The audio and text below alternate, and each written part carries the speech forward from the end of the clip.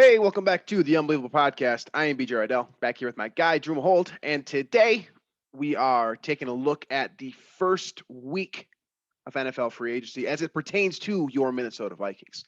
It's been a somewhat eventful week, which kind of got kicked off with the Kirk Cousins extension, which of course will unfortunately be the basis of the show once again, given that the fact that Kirk Cousins is our lives kind of revolve around this guy right now as it pertains to being a Vikings fan. So the decision to keep him around for at least one more year, employing a no trade clause into his contract, all these little details that came out are simply put going to change the overall structure of what this roster is going to look like this year and next season. So another Kirk Cousins episode on tap. In addition to that, there's been a couple other free agent signings. A couple of guys have departed as well through free agency. Michael Pierce is no longer with the Vikings. His replacement, Harrison Phillips, has been brought in. Jordan Hicks, linebacker from the Arizona Cardinals, previously with the Philadelphia Eagles, also a Minnesota Viking as well. So we'll touch on those, touch on some things that the Vikings probably should do, and we'll kind of see how this thing develops. So I believe as of this recording, the Vikings are officially under the cap, which is good news because I think they're really bringing that down to the wire. But before we get started here, let me just quick run through what we talked about last time we spoke, and that is the sponsored event for Climbing the Pocket, and that is at Lake Monster Brewing, the draft show party on the 29th from 5:30 to 10 p.m. That's in April, of course, during the draft. Come on down. There'll be giveaways, great beer, good times. That's what the notes say. I believe them when they say there's going to be some good times in there as well. They're also running a couple promotions. If you keep an eye on my Twitter, the Climbing the Pocket Twitter, Drew's Twitter, the rest of the Climbing the Pocket team, they're running promos basically throughout the month. I know that they were just doing a giveaway for the March Madness bracket that was also sponsored through Lake Monster Brewing. So make sure to check that out. Keep up to date with the team there and what they're doing. I know that they're doing a lot of fun stuff. And if you're a fan of beer, you can't really go wrong with Lake Monster. They got a great selection there. Plenty of different options available to you, regardless of what type of beer you enjoy. So Lake Monster Brewing, April 29th, 5:30 to 10. That's the draft show through Climbing the Pocket. All right, let's get into it here. All right, so Kirk Cousins. He's quickly becoming the most polarizing figure in the state of Minnesota. And I think he already was up there, but he's launched himself into number one. And if you've been on social media recently, it's not just Twitter, it's also Facebook too. This is extended into, it's not just, toxic atmosphere of Twitter. It's extended into all social media, whereas everyone cannot stop talking about Kirk Cousins. And why should you? Because he is the face of the franchise at this point. He's also getting paid the most money. Every decision that the Vikings make moving forward now will be about surrounding him with the talent that he needs in order to be successful, because that's essentially the game plan that Kevin O'Connell and Kwesi Adofo-Mensah have laid out. Is they've said by re-signing Kirk Cousins this season that he is the guy. He's going to be our quarterback at least for this season, and we're going to try to win with him. I mean, I don't know what else to say about it. That's essentially what that extension says. That's the signal that they're sending. Yeah, and it's the unfortunate part for me anyway is that they have the no trade clause in there too, which I believe takes into effect this year. Someone could correct me on that, but we've talked about all the reasons why we didn't think an extension was the right play. It boils down to just, I don't know if the change of regime is going to move the needle that much for Kirk Cousins. That's the big question. Year over year, it seems to be a team that floats around 500. 2019, you had, the Vikings played like 7 or 8 backup quarterbacks, and they had a couple extra wins in the schedule. And then 2017 was prior to Kirk. So really, the rest of his tenure here, besides 2019, they've been floating around 500. And will a new regime, a new head coach that is an offensive mind change that? You're really gambling on it being yes. You're gambling on Kevin O'Connell being a Sean McVay type of impact coach when he can come in and do what, basically, what he did with Jared Goff in transforming that offense with the Rams right away those first 2 years. You're banking on O'Connell being that type of coach, which is a lot of expectations to put on a young coach in his first season. And, I think in some ways what McVay has done, what other first-year head coaches have done, LaFleur in Green Bay a little bit, although the issue there is he had Rodgers, but Little different situation. The point stands is that it's almost like, right. Inflating what the expectation should be for a first-year head coach exponentially. And it's not fair to O'Connell. And to expect him with this quarterback who's been, literally is 500 for his career, which has spanned now a decade as a starter. It doesn't seem fair to me that they're doing this. And maybe, if O'Connell really wanted this, I think we don't really know who wanted what. If O'Connell wanted this, then all the power to him. It's a risky move then for Kwesi as GM. And then, of course, the ownership to put their faith still in this quarterback who hasn't shown that he has that kind of X factor ability to lift a team to wins, to be a winning squad into the playoffs and beyond year over year in his career, no matter the circumstances. So we've talked a lot about Kirk Cousins. And I went on a long tangent in the last episode about how Kirk Cousins is a 500 quarterback, right? And I'm sure everyone has seen it floating around and has been thinking it themselves. We've seen teams throughout the last 5-10 years or so move on from 500-ish quarterbacks in favor of better quarterbacks or a better opportunity, right? Which is what Drew and I advocated for on the last episode, right? Where we were talking about, the idea of moving on from Alex Smith to Patrick Mahomes, which of course is the utopian idea. It doesn't happen to everyone. Andy Reid clearly struck lightning in a bottle and the rest is history, right? That's not going to happen for everyone. And I wouldn't expect that to happen as a Vikings fan because let's be real, Vikings fans have never really had that good of luck. So there is that. Now, what this deal does, what this extension does is it gives Kirk Cousins 1 year to prove it that he can be the guy that everyone outside after 10 years, by the way. So there's a reasonable sample size to say that this guy can't do it. And then someone's going to bring up Matthew Stafford. It's like, oh, he's a loser in Detroit, whatever. And then he goes to Los Angeles and wins a Super Bowl. It's the same type of situation. No, it's not. It's not the same type of situation because Matthew Stafford literally never had anything to work with outside of Calvin Johnson. And Calvin Johnson up and retired because he had literally nothing to work with other than Matthew Stafford. So it's a much different situation, folks. Let's not go there. Now, is there a possibility that Kirk Cousins is good enough with superior play calling, which is what you have to expect, what Drew is alluding to? You have to expect that now from Kevin O'Connell, given the circumstances, because he probably was the one that was banging the table saying, I want to do Kirk Cousins for 1 year at least. And then if it doesn't work, we'll figure it out. Okay. He has some responsibility here. So the expectation is that he's going to bring in some level of superior play calling, some type of offensive system. We know what that system looks like. We don't necessarily know if it's going to work for Kirk Cousins, but I guess my simple point is there a reason to suggest it's possible? Yes, it is possible. There's always a reason. That's the thing is I totally understand the, I guess, Kirk backers, the side.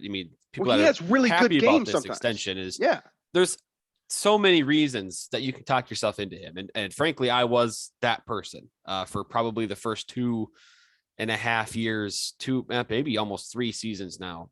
Through 2020, I was basically the guy who did defend Kirk. And, I was the Vikings fan who, I always saw the upside to Kirk. And I thought it was everything around him that was falling apart, things like that. But you just can't deny it after 4 seasons with the Vikings. He's had good defenses. He's had awesome weapons. He's had poor defenses. He's had a lot on his side. He's had one of the best running backs in the NFL during that entire stretch. He's had all of that at his disposal. And the results are still 1 season with double-digit wins and 0 NFC North championships, NFC North titles. So, and that's where, and again, this is going to be a bit of a tangent, a bit of a different discussion, but since we've covered everything else over Kirk in the past 2 or 3 episodes, we've basically covered every angle there is to cover with Kirk Cousins. I think there's also a larger conversation to be had here about ownership in the Vikings and the approach that they take, because it seems to be over and over you hear that they don't want to rebuild. They want to stay competitive. They want to stay relevant. I think that's potentially the core issue here, is trying to stay relevant, stay competitive when, it's like you're in denial of what this roster and what this regime looks like and what Kirk Cousins is. And so this ownership, and again, I this is speculation on my part. I could be completely wrong, but it seems like They are more worried about every year being kind of in the playoff picture, maybe get in there. You sell some tickets, you sell some merchandise, you keep the fans interested for the entire 17-week season or 17-game season. And then if you don't make that Super Bowl run, that's fine. We were relevant the whole year, right? And the opposite approach to that would be, what a lot of other NFL teams are doing, NFL franchises are, they're taking their chances. If you swing and miss, you try again. And that's kind of where I want my franchise to be headed, with the approach of trying to swing for the fences as many times as you can. But the Vikings are refusing to take those swings. They're kind of trying to just survive at the plate and go for a walk, essentially. And I don't love that approach myself. Yeah, I'd rather hit dingers personally. Right. I'm definitely with you on that. I mean, so you look at kind of the situation that the Wilfs have essentially trickled down to Kwesi and Kevin O'Connell. And that is exactly what Drew's stating. Like, I mean, this team is always exciting, right? Like, Drew and I have never complained about the level of excitement or entertainment that this team is going to provide. The unfortunate truth is that entertainment value expires in January as opposed to February, where every single Vikings fan that I know that's all they care about is playing in February. And that's the Super Bowl, of course. So it's like a disconnect between the Wilfs and their fans almost, where it's like, yeah, of course we want to be relevant in December. We want to see our name in the Hunt graphic. And honestly, I don't even want to see my name in the Hunt graphic. I want to see my name on top of the division and not even in that conversation. I'd rather be in than in the hunt. And it doesn't seem like the Wilfs, to some degree, they don't seem to care whether it's as long as you're good. They don't care how good. That's kind of the impression that I've gotten. And is there anything reported on that? Nah. But that's a situation where you kind of have to start inferring at some point, because it's like, why else? I mean, it's 2 consecutive regimes of basically the same type of strategy, right? We've seen literally what the Vikings have done in free agency so far this year. We got defensive tackle, linebacker. I mean, what were the first 2 signings last year? Defensive tackle, linebacker. Like it's like they understand how to be good, but not how to be great. And that's not necessarily any individual's fault, but it falls ultimately on ownership, executives, and head coaches. So what can you do? Like, what should you have done here? Like, yeah, you didn't need to keep Kirk Cousins around, especially with what's developing in Cleveland right now, what's been developing in Carolina. Whoever swings and misses on Deshaun Watson is going to need a quarterback. Like, there were options, folks. Like, Kirk Cousins did not need to be a Viking. And that's what's so frustrating, is that if you believe Kirk Cousins is a good quarterback, cool, I'm with you on that. I think he's also a good quarterback. If you believe that Kirk Cousins is a great quarterback, I probably disagree, because greatness isn't just being good for moments, where I do think Kirk Cousins has some of tremendous moments where pinpoint accuracy, downfield throwing, can't beat it. But sustained excellence is what greatness is defined as for the quarterback position in the NFL. And Kirk Cousins has simply never done that. It's been 10 years. It's the ultimate gamble for Kevin O'Connell to walk into this office, having worked with this guy before and gotten inferior results, and say, I can take this dude to the next level. And in theory, him playing even better is going to take this entire organization to the next level, when the roster around Kirk Cousins is not even constructed to be in Super Bowl contention. It's not close. It's not close. It's not close. And that's where I'm concerned, because I could see, and I actually respect and admire Kevin O'Connell having maybe the confidence or maybe the savvy after having just done this with Stafford, where Stafford was that guy who couldn't win anything, always had, never had a playoff win or anything like that with Detroit. And then he goes to the Rams with O'Connell and McVay, of course, and wins a Super Bowl. And I can see how O'Connell's like, yeah, I can do this. I know how to win now. I just was on that staff. Sure. But the larger problem here is that, the roster, Kirk clearly needs a superb, sublime, elite roster to win a playoff game based on how things are going. Because in 2019, it took overtime against the Saints with a roster that was very solid, right? The 2019 Vikings roster was very solid. Defense was top 5 to top 10. You had a couple of really good receivers. pretty good, right? And they scraped by in a playoff win there and then got smoked in the divisional round. So based on that, you would think the Vikings would need a top 5 at the least roster in the league to win a playoff game with Kirk Cousins at quarterback. And you would need a head coach that is much better at game management and elevating the players and the scheme that he has than Zimmer was. O'Connell might be that coach, but this roster, I think we can confidently say, is not that roster right now. So I don't know. And we can talk about the other free agents that are signed or that will be signed, but it just, nothing is tickling my fancy right now about this offseason. I'm not sold on anything. It doesn't seem like much is changing. It's just we're really, really putting all the eggs. When I say we, I mean the Vikings and the ownership are putting all of their eggs into the Quayson O'Connell basket, saying, I want you guys to make magic, because that's basically what it's going to take for me to believe in this team, is those two guys being straight up magical, like supernatural, to take this team and make them a contender. So if you're going to use the Matthew Stafford argument, right, which is the one that I see tossed around the most frequently and honestly has the most timely relevance because of what he did last season with the Los Angeles Rams, you also have to factor in what he had around him, right? We have maybe the best defensive tackle of all time on that roster, okay, for starters. So that's your pass rush. And you've got a top 2, 3, people are going to disregard the statement after his performance in the Super Bowl, but top 2 or 3 cornerback in the NFL, probably number 1 in Jalen Ramsey. I mean, you've got everything at every single level. You got Cooper Kupp, who just had the most historic season, statistically speaking, as a wide receiver. I mean, they didn't have a running back, I guess you can say that. He didn't have that piece of the puzzle, but they literally had everything else. Like, that was one of the most well-constructed roster in terms of overall star power, and they didn't get hurt. So their depth didn't matter. So are the Vikings going to get that? I mean, you got a superstar in Justin Jefferson. I'm ready to go there. I think most of us are, right? You got a superstar in Dalvin Cook if he could stay healthy. I don't see him playing more than like 12 games in a 17-game season, though. I mean, let's just be real here. That's just kind of what it's been like his entire career. You've got Adam Thielen, who's aging, still a very good player. I'm not going to put him in the superstar category, but very good. But then you go to the defensive side, and this is where the Vikings have been spending their money in free agency, because this is what I'm saying. Everything about Kirk Cousins ultimately bleeds into the rest of the roster, right? He is literally everything right now, because as a result of his contract, as a result of the situation that he has, along with Dalvin Cook, Harrison Smith, Eric Kendricks, Danielle Hunter, et cetera, as a result of all those things, which are all question marks, by the way, you don't have any money to spend.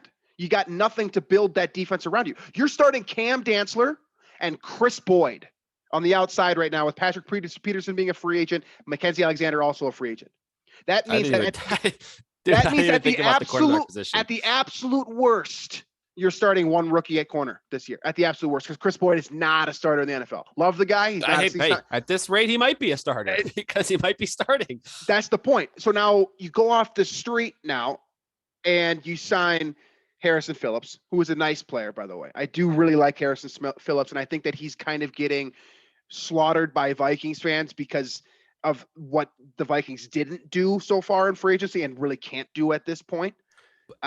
It's not his fault that he's not Michael Pierce or that he's not a superstar. This is exactly what Rick Spielman always did. That's why I think nothing's changed. Vikings, maybe according to the reports, show interest in the big name free agents, but nothing ever happens. And then they get the B or C level guy at that position that's in free agency. That's what Phillips is at nose tackle. Vikings had to send Michael Pierce out to free agency because they couldn't afford him. So they kind of get the next best guy essentially at a cheaper rate.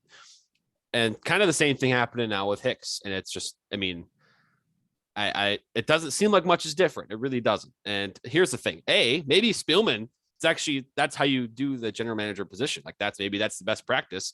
And it is all on Zimmer to be a better coach. I mean, that these things are all possibilities. It's just the operation is very similar right now to the past 4 years. And in that span, the Vikings didn't accomplish anything. So why should I expect anything different right now? Here's my other thing, and I think this honestly is my strongest argument for why Kirk Cousins should have either been released, not released. Kirk Cousins should either have been traded or signed to like a 5-year extension and not somewhere in the middle. I think this is really my strongest argument, and that's that the Vikings are about to set forth on a path to moving into a 3-4 defense with a nickel being kind of your base package. But essentially, you're going to be using a 3-4 look. The Vikings haven't done that, folks. They've been a 4-3 for as long as I can remember, and their personnel reflects that, right? Do you think that Danielle Hunter is going to be a 3-4 defensive end this year, coming off of 2 massive injuries and then essentially switching positions? He's either going to be a 3-4 defensive end or a 3-4 linebacker. I think it's more likely that he's a linebacker, but those are your 2 options right now, okay? And you got Dalvin Tomlinson, just played in a 4-3 system as well. He's going to have to naturally progress himself into being a true zero technique at nose tackle alongside Harrison Phillips. One of those 2 guys between Dalvin Tomlinson and Harrison Phillips, one of those guys is going to have to play 0 and one's going to have to play 5. Neither of those guys, like, that's an uncomfortable environment for both of those guys. One of those dudes is going to have to do something they don't like. Okay. Now at the linebacker level, Eric Kendricks has been a stay-at-home coverage middle linebacker his entire NFL career, his entire career at UCLA. He's never played the position before where he's been asked to play inside left or inside right in a 3-4 defense. He's also never been asked, well, to some degree, he's been asked to run in a 4-2-5 alignment, so he will have ability in there. But there's something to be said for the fact that this guy has limited experience, and he's your most valuable asset right now because he's healthy. Whereas Harrison Smith, of course, extremely valuable asset. You can do a lot of different things with him. Coming down from the safety position in a 3-4 look is a much different situation. Okay. That's great. But your most valuable assets, Danielle Hunter and Eric Kendricks on defense, in terms of youth, in terms of overall progress, and in terms of overall expected output, they don't know what they're doing. This is completely new to them. So you're telling me that the 1 year you're going to give your quarterback a shot to prove that he could be a Super Bowl caliber contender is going to be the same year that you're going to remake this defense and expect everything to click like that? Get out of here. You got to be crazy. You got to be crazy, honestly. You're out of your mind if you think that this 3-4 is just going to come together no problem. And at the same time, you're going to get a 500 quarterback who's been 500 literally on the dot through 10 full seasons. It's going to magically turn into a 13-4 guy and then make a run in the postseason while your defense is trying to figure it out. No. Like, come on. Like, are you guys really, like, no one's telling me that. I'm not taking anyone seriously with that garbage. Like, that's too much to ask. That's way too much to ask. And Ed Donatel's a great coach. I think that Kevin O'Connell has great potential, but you're asking a lot of first-year dudes to be magic on all sides of the ball. You're asking for a lot of magic, straight up. Yes, yes. Your defensive personnel learning everything brand new. And these are your stars, by the way, that have learned how to play defense one way from Mike Zimmer. And say what you want about the relationship side of Zimmer and you know the way he executed and coached down the stretch of his tenure with the Vikings, sure. But clearly there was a program installed that he followed and taught religiously for 7-8 years, whatever his tenure was. And now every one of those players, and there's not a bunch of them that have been there that long, but the guys that you trust as leaders, Smith, Kendricks, Hunter, maybe Anthony Barr's back. I don't know. But those guys to come back in this totally different, they've never learned a new defense. You know, that's kind of the flip side of Kirk Cousins in the offense. They've had a new offensive coordinator every freaking year. So defense has been the damn same. Yeah. So there's so much, like you said, there's a lot of magic that's required for this whole thing to work out. And it's got to click in 1 year, folks. Just one, because that's the Kirk extension. You're banking on this year and trying to stay relevant, right? Stay competitive. And so you're shoving Kirk Cousins' money down the road, just waiting and kicking the can down the road forever and ever. So now you set yourself up with, what is he getting? I think $70 million or something in 2 years. But there's additional void years at the end. So that some of his, his cap hit is actually pushed out into years where he's not going to be on the team, is my understanding. So this better work. It better work because this is a very risky move. And Kirk and his agent, I respect them because they know how to squeeze the absolute most amount of money out of teams. Yes, and they are fleecing the Vikings every 2 years right now. And as a fan of the team, I don't love it. It took me a couple of times to figure out how bad this was and how much they're fleecing. But my goodness, congratulations, Kirk. That's how you make $230 million in an NFL career.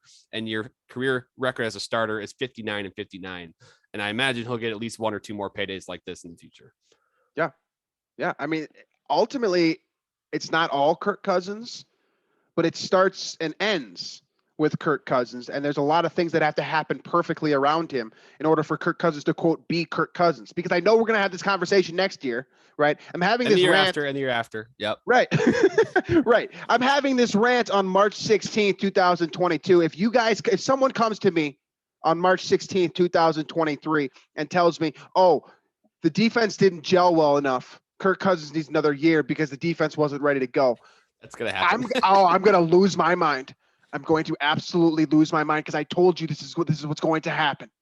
You need the two options for Kirk, and I don't love either of them, but the two options were 4 to 5 year extension where you know he's going to be the guy for the duration of this regime, and you guys put your eggs in his basket. Okay, that's your call. You're the GM. You're the head coach. You know more than me, right? That's what you guys love to say on Twitter, right? They know more than I do. Okay, all right.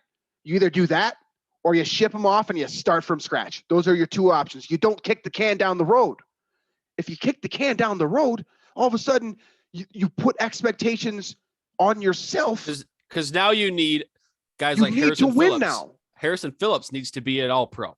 Right. You need Jordan Hicks to be a upper echelon cover linebacker now. Yes. And these are guys that are getting, these are borderline starters right now. I mean, Hicks for sure. I mean, Phillips is definitely a starting caliber player, but you're asking these guys again in a new defense to become elite players, because clearly what is happening, as everybody will tell you, if you go on to Twitter, is that, Kirk Cousins doesn't get enough from his defense, doesn't get enough from his offensive line.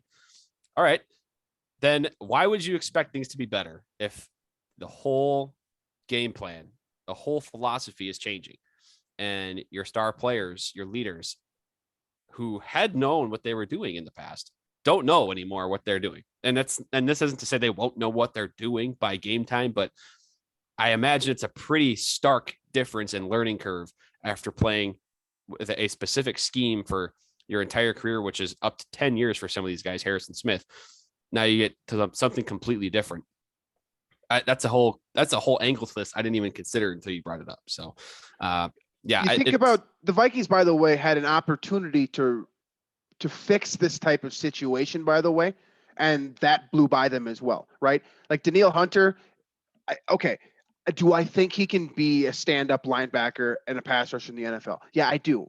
I'm not saying he can't do that, guys. Like, I'm not saying that. What I'm saying is that he's never done it before, and it's going to take a level of learning that's probably going to hurt the Vikings in terms of overall wins, because he's your number one pass rusher, and he's probably your most talented overall defensive player right now. That's what I'm saying, okay? Now, you had the opportunity to get rid of him and move in a direction where to get a guy like Zadarius Smith, for example, who loves Mike Smith, who's going to be on the Vikings defensive coaching staff, and you let him go to the Ravens for a $9 million average annual value because he couldn't afford him as a result of the Kirk Cousins extension. What? I know they got 14 mil back for the Kirk Cousins deal. I know that, but everything else around him doesn't work. No one else is. Do you expect the Vikings players to walk up to Kwesi like, "Hey, I'd love to give you some of my money back"? That's what I want to do. That's the thing with Kirk too. It's like he's not giving back any money. He's not giving back any money. He's getting it from his team. He's going to get this money. He's going to get it at some point. Yeah, I'm mad at Rick. No, and I'm never going to be mad at I don't. And that's the thing I saw today too on I saw somebody tweet this. I can't remember who it was. And if you happen to be listening to this show, please let me know if it was you. But it's like, and this is it sounds like we're hating on Kirk Cousins. The term hating on Kirk Cousins. That's not what we're doing. And in a lot of ways, I think he's underappreciated, because I think pocket passing, he's top 5 in the league. Pinpoint accuracy, when he has a clean pocket, there's few quarterbacks better than him, right? And even a couple years ago, I think 2019, there was a stretch there where I was one of the few people that was like, this guy should be the MVP race because of the wins he was accumulating, that stretch in October there where he was lights out, right? He has stretches of straight up elite play, but I'm over it now. I'm over it. That's where I'm at. like I was in support of the signing when the Vikings brought him in. I thought it was the right move. You had to take that swing there. You're a team coming off an NFC Championship berth. That's the move to make. We're 4 years in now. The results have been disappointing. The experiment hasn't worked, and I think very clearly you can assess how things have gone and cut bait. And there'd be no hard feelings. I've enjoyed watching him play quarterback. I love him as a dude. He's a little corny sometimes, but that's okay. It's been good. It just no Super Bowls. I don't see anything changing in the near future. I'm over it. That's where I stand, and that's where I think a lot of people stand. For whatever reason, the franchise continues to stick with it. And when it's December 29th and the Vikings are sitting at 8-8, needing a win to like have a 4% chance to get in, that's where this is exactly where we're going to be. It's exactly the scenario the Vikings are going to be in here. In what is it now? 7 months? Yeah.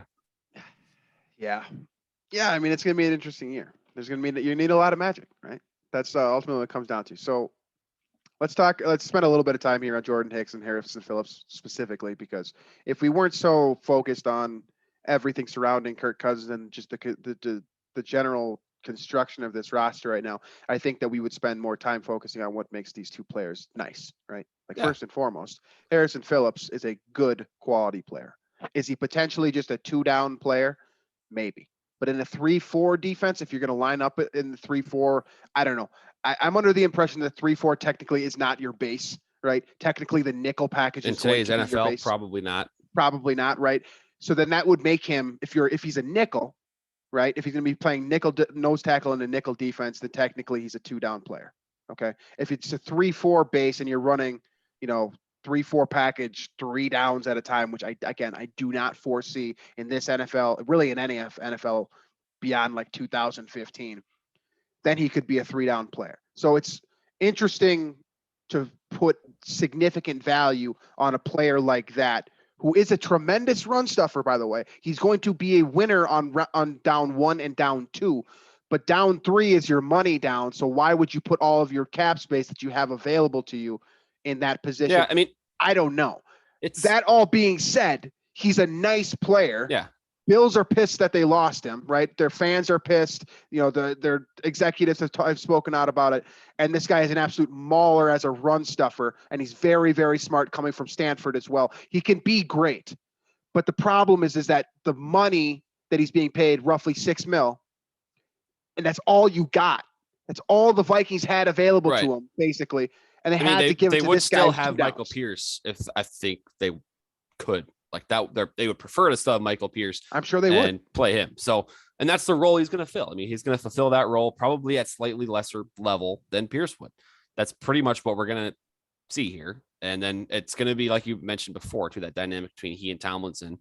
With whether it's in the 3-4, whether it is that nickel, whatever the case might be, you have two guys that can stuff the run. But as we've noted several times over the last year now, since the Vikings brought in Tomlinson and also had Pierce, right, where it's like, you have two more or less nose tackles in a league where you're going to have Aaron Rodgers twice a year throwing the ball all over the place. You're going to have, that's what the NFL is now. You're playing elite quarterback after elite quarterback, or teams that are airing the ball out.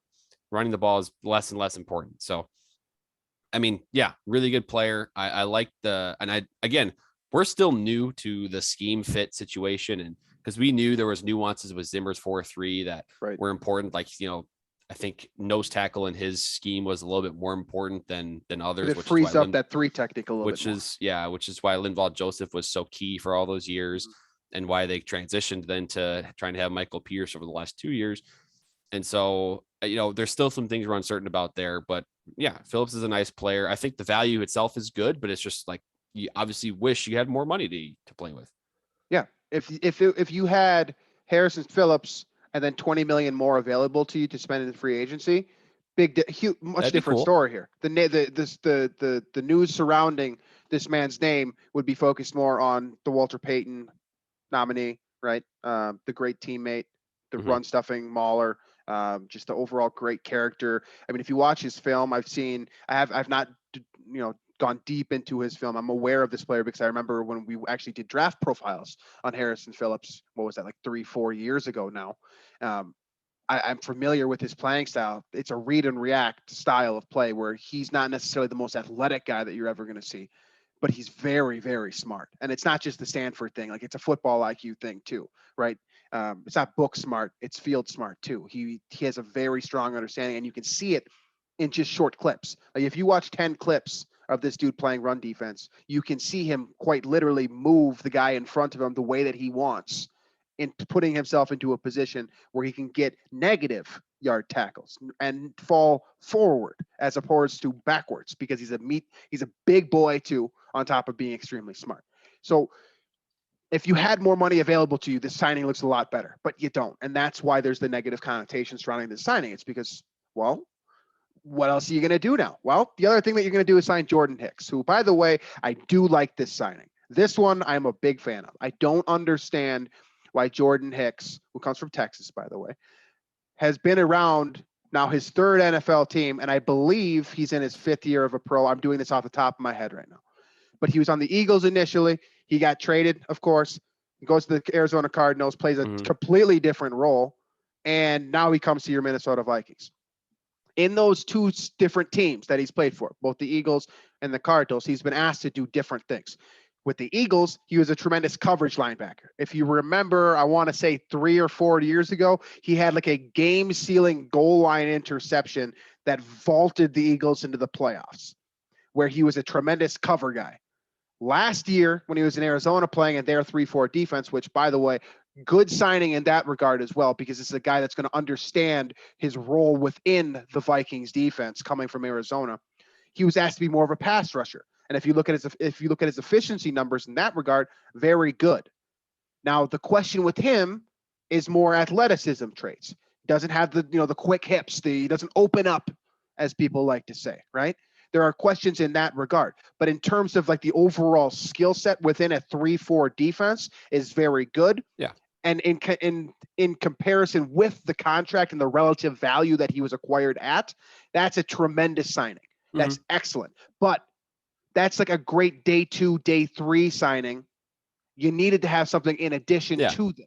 If you get Zadarius Smith for your front lines, then you bring in Jordan Hicks and you have Harrison Phillips as kind of your third tier signing. That's not a bad free agency, especially working with the cap room that you did. But you didn't get Zadarius Smith. And you missed out on Chandler Jones, which I didn't think they had a chance at anyways, by the way. But you missed out on some of these guys that could really help you out in your new 3-4 look. And now you're stuck trying to mold guys who aren't maybe they are, but I don't think they're 3-4 guys. You're trying to mold them into that style of play that they haven't done in forever at the very least. And you're asking them to do too much, and that just simply devalues everything that the Vikings have done so far. Harrison Phillips, nice player.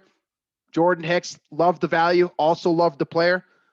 I just don't think it's going to be a difference maker. None of it matters to me because of everything else that's going on around. Right. Yeah, that's the thing is, and maybe we'll be wrong about this. Maybe I would love to these two guys turn into just world beaters. And again, like I mentioned, I mean, if they become, elite, like Pro Bowl type players this season, that maybe changes things, right?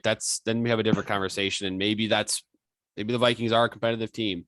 But I agree with everything you said about Hicks. I do remember, very vividly kind of looking through, Pro Football Focus grades and stuff over the years. And Hicks has always been ranked pretty high there in terms of coverage.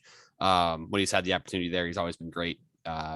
Reading plays, instinctual. So again, I like the potential pairing of he and Kendricks there as kind of those inside 3-4 linebackers. I think that could be a really nice duo. Obviously, once Kendricks is up to speed on things, but that's a really good move. But again, I think as of now, the Vikings are like right up against the cap. So I'm sure we're going to be, and I'm totally expecting, like, right as we are done recording, there'll be, some news on Thielen's restructure, or Danielle Hunter, what his future looks like, or maybe Harrison Smith or whatever, that these guys will see something because that has to be the case. I mean, you got draft picks to sign, you got moves to make. One of these bigger contracts, maybe it's Dalvin, you got to move some more money around yet, which again is another sign of, the elephant in the room, that, the Kirk thing is just making it so much more difficult than it needs to be. Right. Right. And a couple things to note here with Jordan Hicks, by the way. I didn't realize this myself because he came into the NFL at the age of 23. He's actually been entering his year 30 season right Yeah, oh, now. yeah. So something to consider. He has played He's a 17. veteran player. Yeah, he's definitely a veteran player. He's played 17, 16, 16 over the last 3 seasons, though. Very important in terms of just having a guy that you can trust, a reliable linebacker that knows how to play within the system. That's going to be super important. So there is that.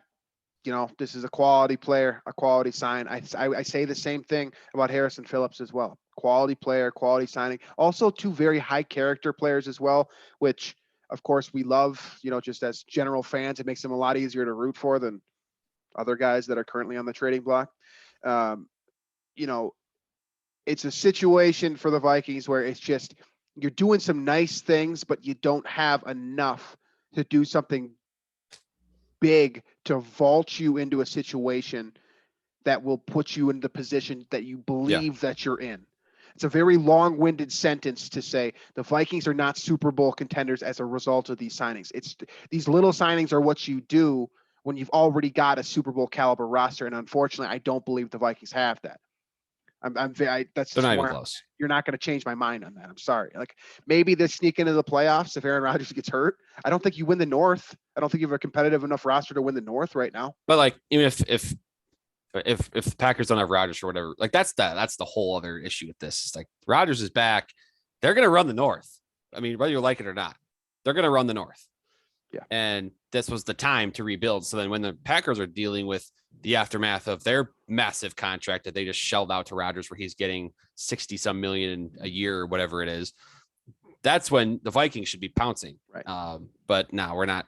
That's not what the Vikings are interested in, I guess. So something to be said here before we get into the kind of the wrap up of this episode is that all this conversation precludes the rest of free agency, right? This is to say that to date, the Vikings are not approaching free agency in a way that I would want, right? There are some big names out there. There are some things that you can still do. If you're able to somehow free a significant amount of cap space and get something big, yeah, maybe you're more in contention to win the NFC North. I don't think there's anything that Kwesi or Kevin O'Connell can do this year to vault the Vikings into championship contender status.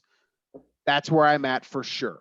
Yeah. But I do think they can do something else to put them in a position for down the road to be a little bit better, potentially get there eventually, which again, as a Vikings fan, kind of feels like every year. But, there's still time. And there is something to be said for the folks that are saying, hey, it's been like a week, man. Like, chill out. Like, it's just like they just haven't approached free agency the way that you would want them to. Yeah, it looks a little bit like Rick and Zim.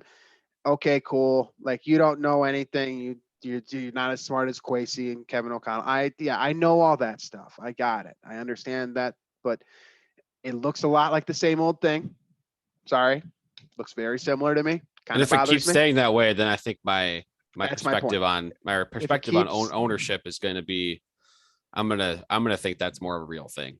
Yep. If it keeps staying the course that we're on right now, it's going to be a problem for me. There's still time. You still got the draft. You still got plenty that you're able to do if you're able to restructure a couple of these guys, convert some signing bonuses, do all that fun jargon that Rob Brzezinski does best. There's still time, but the course does not look great right now. That's kind of the overall messaging here, is that you're not going to be good enough to win a Super Bowl this year. And as a result, you are also kicking the can down the road with regard to rebuild, with regard to getting to a position where you can, in fact, win a Super Bowl. So with all that being said, is there anything that we missed here today that you want to make note out of? I know the Vikings did bring in a new tight end, and I know that they did re-sign the punter as well. Yeah, they re-signed the punter. Vikings had the highest 3-and-out rate last year, so you need that guy around. Otherwise, not really. Just once again, April 29th, 5:30 to 10, Lake Monster Brewing. Come join for the fun. It should be a blast, especially if the Vikings actually make some intriguing draft picks. That'd make it even more fun. Absolutely. Lake Monster Brewing, Climb in the Pocket, April 29th, 5:30 p.m. is when that starts. Thank you, folks, for joining us here on today's show. iTunes, Stitchers, Google Play, Spotify, wherever else you listen to your podcast, that's where you can find us. Make sure to check out the rest of the Climbing in the Pocket Network. You'll be hearing a lot about Lake Monster Brewing because the guys and the rest of our team are doing podcasts throughout the week as well. They have a little bit, their analysis is always going to be slightly different. If you don't like what we have to say about what the Vikings have done in free agency, there might be someone else on our team that you do. So make sure to check out the rest of those shows. Those are all available on Climbing the Pocket and Daily Norseman for all of your written content as well. You can find us on YouTube too if you prefer watching this on video. Again, I'm not doing anything special in terms of effects or anything like that. So probably just do the audio version. But if you want to do YouTube, it is available there as well. So with all that being said, thank you folks for listening, and we'll catch you next week.